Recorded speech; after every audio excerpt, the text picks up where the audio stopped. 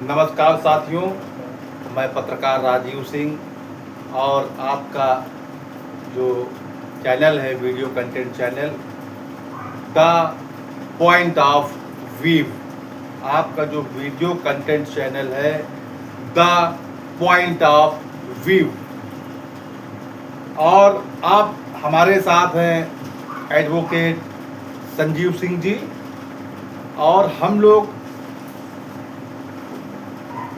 Video channel जो आपका है कंटेंट चैनल है the point of view. The point of view का उद्देश्य साथियों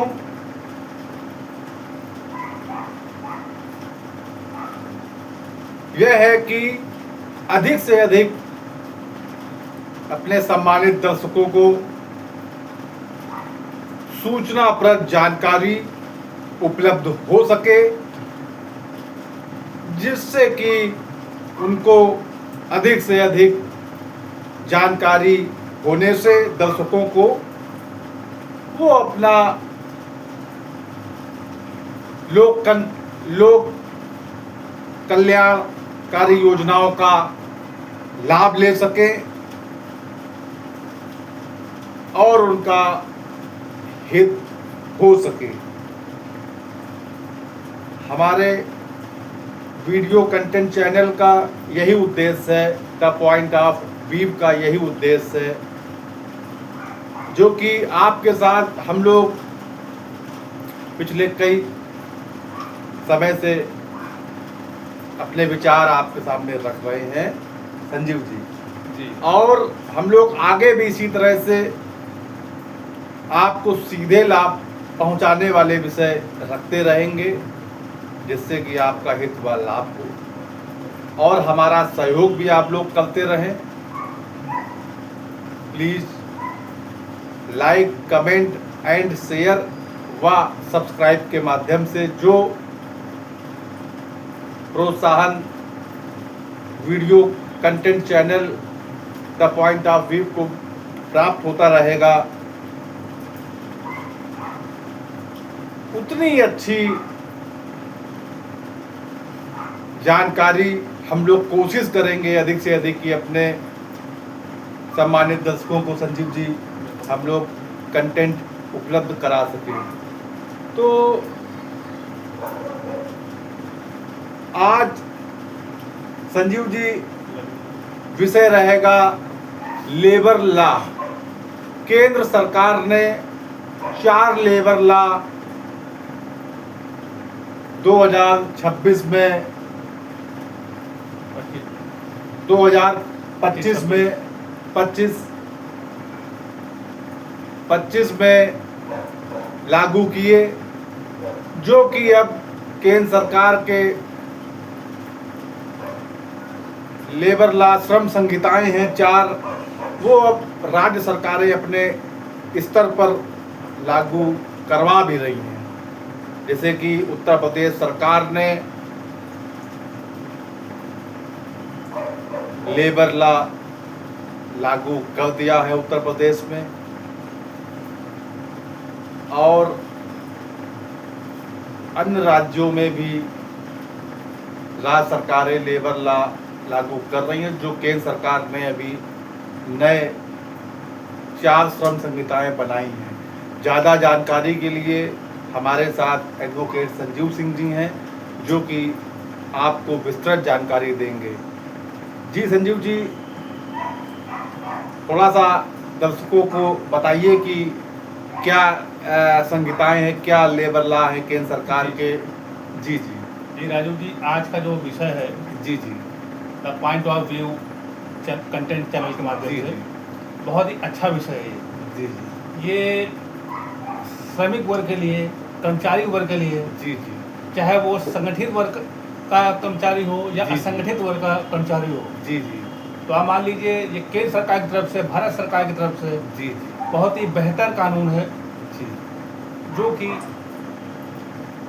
पुराने 29 कानूनों को समाप्त करके पुराने 29 कानूनों को समाप्त करके भारत सरकार ने, केंद्र सरकार ने, माननीय मोदी जी के नेतृत्व में आप मान लीजिए कि 21 नवंबर 2025 को जी जी 4 संहिता में 4 कोड में जी जी उन्होंने एक सरल और बेहतर रूप देने का प्रारूप तैयार किया है, जो जिससे कि कर्मचारियों और श्रमिकों को जी जी अधिक से अधिक सरलता से व आसानी से जी उनको हितार्थ हो सके और वो अधिक से अधिक सेवा ले सके। तो चारों श्रम संहिताएं लेबर ला थोड़ा जी बिल्कुल। हमारे दर्शकों को भी बताइए संजीव जी। जी जी, मैं इसके विषय में प्रमुख तौर पर बताना चाहूँगा। जो 4 कोड है, जो 4 संहिता है, इसके विषय में मुख्य बिंदु बताना चाहूँगा राजू जी। जी जी इसमें आप देखेंगे सबसे पहला है वेजेस कोड 2019। जी जी इसमें मजदूरी संहिता, जी जी इसमें ये तय किया गया है कि कर्मचारी का या श्रमिक का जी, जी। न्यूनतम वेतन क्या होना चाहिए जी जी है और अधिकतम वेतन क्या होना चाहिए। जी जी यदि इसमें कुछ मान ली इसमें कार्य दिवस तय किया गया है कि जी, किस जी। कार्य दिवस में कितना काम होना चाहिए, कितने घंटे का काम होना चाहिए, अधिक समय अवधि का काम होना चाहिए। जी जी यदि मान लीजिए ओवर टाइम होता है जी, तो जी। ओवर टाइम के बदले इसमें अलग से 2 गुना पेमेंट जी, देने जी। की व्यवस्था कानून में प्रावधान है। जी जी और अब ये मान लीजिए, ये तो एक होगा, फिर दूसरा है जी इंडस्ट्रियल संहिता कानून। जी जी इसमें औद्योगिक संहिता कानून है। जी जी इसमें मान लीजिए इसमें कर्मचारी और कंपनी प्रबंधन के बीच जी जी कोई विवाद होता है जी तो उसके निपटान का, उसके समाधान का जी इसमें बेहतर तरीके से कानूनी प्रावधान है। जी जी और फिर इसमें तीसरा है कोड है जी सोशल सिक्योरिटी फंड। जी जी ये सोशल सिक्योरिटी कानून जी इसमें है, जैसे कि आज में कर्मचारियों के लिए, चाहे वो संगठित क्षेत्र का कर्मचारी हो, जी, जी। संगठित क्षेत्र के लिए तो वैसे होता ही है पहले से, जी जी लेकिन असंगठित क्षेत्र के लिए, जी। असंगठित क्षेत्र में आपको बताना चाहूँगा प्राइवेट सेक्टर में, जी जी जैसे कि मान लीजिए जो दिनचर्या डेली मर्रा का काम करता है, रोजमर्रा का काम करता है, दैनिक का जी श्रमिक वर्ग है जी जी जी, जैसे किसान वर्ग हुआ, जी जी निर्माण वर्ग में लगा कर्मचारी या हाँ। मजदूर जी जी हैं, जी जी और इसे रेहड़ी पटरी के जो समाज कर्मचारी हैं। जी जी तो इसलिए आप देखेंगे कि जितने, और आप देखेंगे कि ये जैसे कि डिलीवरी वर्कर, जो जी, डिलीवरी जी। वर्कर्स हैं, जी जी जैसे कि जो जोमेटो या जी, अलग अलग जी। कंपनियां, फ्लिपकार्ट या ऑनलाइन कंपनी के जो डिलीवरी जी, वर्कर्स हैं, जी तो जी उनके लिए भी उसमें कानून में प्रावधान किया गया है। जी जी और आपको बताते देने कि इसमें सबसे अच्छा प्रावधान ये किया गया है जी जी कि इसमें सबसे मुख्य बात यह है कि इसमें जो सौदा ये ठेका कर्मचारी हैं, जी, जी। उनको भी कई सरकार ने इस कानून के अंतर्गत प्रावधानित किया है, जी, जी। इसमें उनको वर्णन किया है। जी, जी। और इसमें सबसे बड़ी बात यह है कि इसमें उनके बेहतरी के लिए ये है कि इसमें 2 दिन के अंदर यदि कोई कर्मचारी या कोई श्रमिक जो होता है, जी, तो उसमें कर्मचारी जो होता है तो उसके 2 दिन में फुल एंड फाइनल सेटलमेंट, जी, जी। यानी जितना भी हिसाब किताब है, फुल पेमेंट जो बकाया जो है, जैसे आप विड्रॉल कर देते Withdrawal, हैं, जी आप जॉब withdrawal। जॉब विड्रॉल कर देते जी, जी। हैं या कंपनी निकाल देती है किसी जी, कारणवश, जी, जी। तो उसमें कानून में जी, सीधे निकाल सकती है जी प्रत्यक्ष या प्रत्यक्ष, तो उसमें भी नियम कानून सीधे निकाल सकती है, लेकिन उसको नोटिस देना जी, पड़ेगा। नोटिस देना पड़ेगा। जी, जी। उसमें नियम का पालन करना पड़ेगा, जो श्रमिक जी, ला श्रमिक कानून है उसके अंतर्गत, नियमावली के कंपनी अंतर्गत। को। जी जी जी। और तो उसमें ये दिया हुआ है कि यदि उसका विड्रॉल होता है, जॉब छोड़ देता है, जी। इस्तीफा ले लेता है किसी कारण से, प्रत्यक्ष या प्रत्यक्ष, जी, जी। तो उसमें आप देखिए कि उसमें 2 दिन में फुल एंड फाइनल सेटलमेंट की व्यवस्था की गई है। जी, जी। यानी उनका जो भी बकाया है, जो भी पेमेंट है, उसको जी। 2 दिन के अंदर करने का प्रावधान है जी, जी। इस कानून के अंतर्गत। जी और चौथा जो है वो जैसे कि कार्यस्थल पर उनकी सुरक्षा, जी जी उनको सुविधा संसाधन हो, जी। उसके संबंध में एक कोड बनाया गया है 2020। जैसे किस तरह से सुविधा हाँ, संसाधन, सुविधा संसाधन में जैसे मान लीजिए कि उनके लिए जो बेसिक बुनियादी चीज़ है, बेसिक जैसे कहीं पे मान लीजिए हाँ। कोई कर्मचारी श्रमिक कार्य कर रहा है प्राइवेट जी, जी, सेक्टर जी, में, बिल्कुल, बिल्कुल। तो जैसे मान लीजिए तो उसको मूलभूत सुविधाएं मूलभूत संवैधानिक तौर जी जी पे, संवैधानिक तौर पे पीने का पानी साफ जी, हो, बिल्कुल। शौचालय की जो व्यवस्था व्यवस्था हो, और अन्य जो पंखा लगा जी, हो, पंखा लगा हो। जी जी अब जैसे मान लीजिए कोई सुरक्षा में कोई दिक्कत आती है कर्मचारी में, मान लीजिए जी, कोई जी। घटना होती है, जी, तो जी। उसके लिए बिल्कुल जो कानूनी प्रावधान है, जी, उसके तहत उनका मुआवजा जो है, जी जी उनकी सुरक्षा एवं सुरक्षा की भूमिका का उसमें उल्लेख है। जी जी जी तो जी 4 प्रमुख संहिता हैं। पीएफ ईएसआई का भी जी कुछ प्रावधान है। जी जी पीएफ ईएसआई का भी इसमें प्रावधान है। पीएफ ईएसआई का सोशल सिक्योरिटी फंड जो है जी। 2020, जी। उसके अंतर्गत पीएफ ईएसआई का है कि इसमें जितने भी ये कर्मचारी हैं, ये चाहे वो संगठित क्षेत्र के हों, चाहे जी। असंगठित क्षेत्र के जी, हों, जी। इसमें पीएफ प्रोविडेंट फंड की व्यवस्था है 12%। कर्मचारी वर्कर करता है, जी, जी। श्रमिक वर्कर करता है, 12% कंपनी आपको देती है, जी जी उसमें कंट्रीब्यूशन होता है आपका, जी है। और आप ग्रेजुएटी की इसमें व्यवस्था की गई है जी जी इसमें। और आपको ये देखिए ESI में स्वास्थ्य सुविधाएं, जी स्वास्थ्य सुविधाएं की जी, इसमें जी। व्यवस्था है, SIC की व्यवस्था है। जी जी जी और ये इसमें ग्रेजुएटी जी आप ग्रेजुएटी बता रहे थे। ग्रेजुएटी की इसमें जी, प्रमुख ये व्यवस्था है राजू जी। जी जी तो आपको संजीव जी ग्रेजुएटी की ये व्यवस्था है कि इसमें जो भी कर्मचारी हैं, जी जी चाहे वो प्राइवेट क्षेत्र का कर्मचारी हो जी, या जी। या ठेका या क्षमता क्षेत्र का कर्मचारी हो, जी जी है। तो उसमें आप देखेंगे कि पहले क्या होता था पुराने कानून में, जी उसमें 5 साल का कम से कम न्यूनतम जो व्यवस्था थी, 5 साल बाद ग्रेजुएटी की व्यवस्था मिलती थी, उसमें जी, प्रावधान मिलता था। जी लेकिन इसमें क्या है कि यदि आज ही से आपकी उपस्थिति कंपनी में रजिस्टर्ड हो जाती जी, है, जी, जी। तो आप उपस्थिति जो आपको जो क्लेम है ग्रेजुएटी का, जी, वो जी। उसी दिन से मिलने लगेगा। तो इस कानून में इस चीज़ की व्यवस्था की गई है, इसको सरल और बेहतर बनाया गया है, जिससे जी, जी। कर्मचारियों को, श्रमिक वर्ग को अधिक से अधिक सुविधाओं का अधिक से अधिक लाभ मिल सके। और केंद्र सरकार का जो 4 श्रम कानून है संजीव जी, वो ये उत्तर प्रदेश सरकार ने ये लागू भी उत्तर कर प्रदेश दिया है। सरकार ने माननीय मुख्यमंत्री जी के नेतृत्व जी, में जी। ये शासनादेश लागू कर दिया गया है। उत्तर प्रदेश जी में। जी जी और उसको जी, निरंतर जी। धीमे धीमे हर जगह पूरे प्रदेश में जी, जी। लागू स्वरूप जो है वो दिखने लगा। जी जी और जैसे मान लीजिए कोई कर्मचारी है संजीव जी जी जी और उसको कंपनी या ठेकेदार उसको समस्या उत्पन्न कर रहा है जी या फर्म दिक्कत दे रही है उस कर्मचारी को, जी जी तो उससे समाधान के लिए कोई ऑनलाइन नंबर या कोई कस्टमर केयर नंबर, जी, जी, जी। टोल फ्री नंबर, कुछ ऐसा कुछ है जी, जी, जी, जी। जहाँ पे समाधान हो सके जी जी कर्मचारियों का। जी जी ये सरकार ने आपको बताते थे कि केंद्र सरकार ने जी, जी। और राज्य सरकार ने माननीय मोदी जी के नेतृत्व, योगी जी, के जी। नेतृत्व में, तो जी, केंद्र जी। सरकार और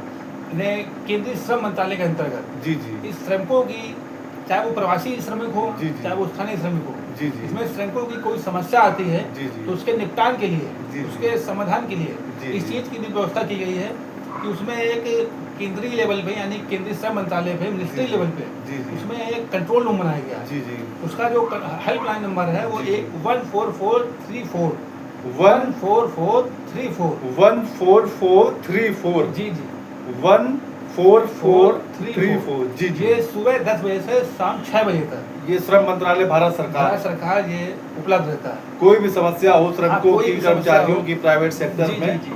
तो इस नंबर इस नंबर पर वो संपर्क कर करके सकते हैं। अपना जैसे कि मान लीजिए उनका पेमेंट, ठेकेदार या कंपनी उनका पेमेंट भुगतान नहीं कर रहा हाँ, है, हाँ, हाँ। या किसी रूम में उनका शोषण कर रहा है, जी, जी, है, जी, तो जी, इस तरह जी। की बहुत सारी समस्याएं आती जी, हैं जी। प्रबंधन और कर्मचारियों का आपसी जी, जी, बिल्कुल, बिल्कुल। है, जैसे कि जी, सम्मिलित जी। है। अभी काफी आया नोएडा में बड़ा जी नोएडा में आप देखेंगे जी चर्चित रहा बहुत अच्छी पूरे बात है। प्रख्यात जी, जो नोएडा मामला का रहा जो नोएडा में। औद्योगिक जो आंदोलन था, श्रमिक जी, आंदोलन जो हुआ था, जी, वो तो जी। पूरे राष्ट्रीय स्तर पर प्रख्यात जी, जी। हुआ, जो कि बड़े स्तर पे एक जी, जी। ना भड़ पेश हुआ जी जी है। तो आप देखेंगे उसी के लिए केंद्र सरकार में पहले से व्यवस्था, कानून में पहले से जी, व्यवस्था जी। है।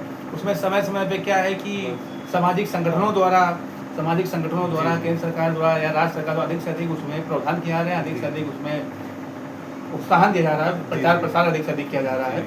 और राजू जी आपको बताते चले कि केंद्र सरकार की तरफ से एक और योजना है जी, ई जी। श्रम पोर्टल। ई श्रम पोर्टल ई श्रम पोर्टल ई श्रम जी पोर्टल केंद्रीय श्रम जी, मंत्रालय जी। भारत सरकार की जी, तरफ से जी। है।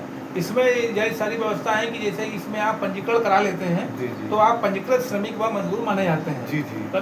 तो उसके तहत कोई भी समस्या आती है तो उसको डायरेक्ट आपकी प्राथमिकता मिलती है, वरीयता मिलती जी है, जी उसका रजिस्ट्रेशन हो जाता जी, है जी। ई श्रम पोर्टल में, और जैसे सरकारी कि योजनाओं का, लोक कल्याणकारी योजनाएं हैं, उसका आपको लाभ सरकार के मिलता माध्यम है। से लाभ मिलता है। लाभ मिलता है। जी, जी। और एक प्रकार से जैसे लेबर कार्ड बनता है स्टेट जी, गवर्नमेंट के उसी स्तर पे अंतर्गत, ई तो श्रम ये पोर्टल ई श्रम पोर्टल में ई लेबर कार्ड हो जाएगा, ई लेबर कार्ड होगा, तो जो कि 12 अंकों का रहेगा। 12 अंकों को रहेगा। तो और वो प्रवासी मजदूरों के लिए बहुत सा देखा हुआ कि जी, जो जी।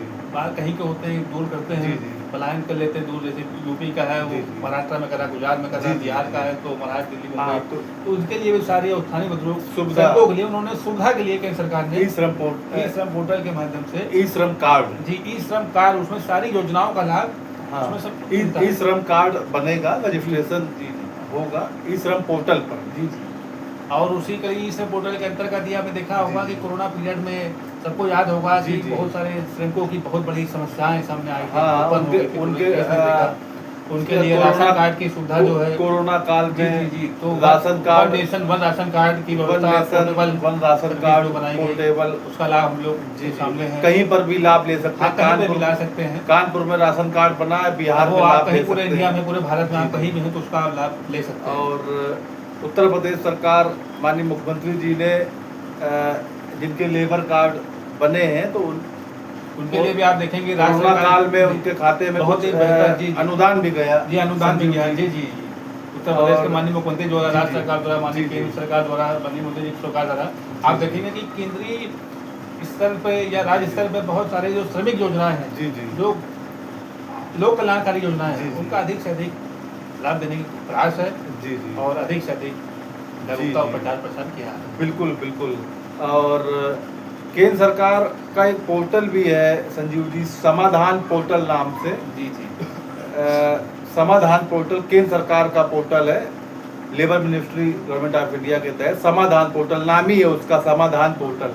तो श्रमिकों की जो भी समस्या उसमें हो या प्राइवेट सेक्टर में कोई कर्मचारी की समस्या हो, उस पर ऑनलाइन रजिस्ट्रेशन करा के अपनी समस्या का समाधान भी संजीव जी कराया जा सकता है, और जिससे कि उनको, कर्मचारियों को, प्राइवेट सेक्टर के उनको लाभ होता रहे।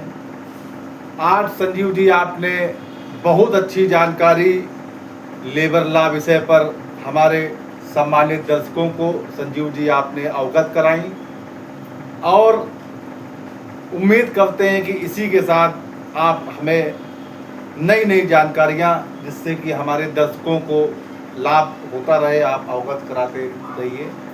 और इसी के का पूरा प्रयास रहेगा द पॉइंट ऑफ जी जी Sanjeev ji, the point of view, Sanjeev ji the point of view का उद्देश्य यही है कि अधिक से अधिक लाभ, इसी प्रकार आप लोग का इसी प्रकार स्नेह व आशीर्वाद प्राप्त होता रहे जी जी ताकि हम लोग का मनोबल बढ़े, प्रोत्साहन लोग अधिक से अधिक हम आपके लोक कल्याणकारी योजनाएं और जनहितकारी सूचनाओं अधिक से अधिक ला सकें, जिससे अधिक से अधिक लोगों को लाभ व हित हो सके। इसी के साथ विराम देते हैं साथियों। नमस्कार। मैं पत्रकार राजीव सिंह, आप एडवोकेट संजीव सिंह, और हमारा वीडियो कंटेंट चैनल है the point of view, the point of view.